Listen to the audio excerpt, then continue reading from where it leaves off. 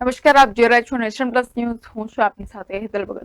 વડોદરાના મચ્છીપીડ વિસ્તારમાં એસઓજીની ટીમે દરોડો પાડી 5 લાખની કિંમતનું 50 ગ્રામ એમડી ડ્રગ્સ ઝડપી પાડ્યો હતો.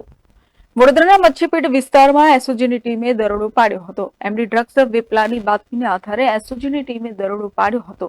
ત્યારે એસઓજીની ટીમે હમઝા સલીમના ઘરે દરોડો પાડ્યો હતો. એસઓજીની ટીમ હમઝા સલીમને ત્યાં કાર્યવાહી હાથ ધરી હતી. હમઝા સલીમને ત્યાંથી એસઓજીની ટીમે 50 ગ્રામ એમડી ડ્રગ્સ ઝડપી પાડ્યું હતું. પોલીસે 5 લાખની કિંમતનું એમડી ડ્રગ્સ ઝડપ્યું છે. અત્રે ઉલ્લેખનીય છે કે અગાઉ પણ મચ્છીપીટમાંથી 3 ઇસમો એમડી ડ્રગ્સ સાથે ઝડપાઈ ચૂક્યા છે. તો 1 મહિના અગાઉ હાથીખાના વિસ્તારમાંથી 40 લાખનું એમડી ડ્રગ્સ ઝડપાયો હતો.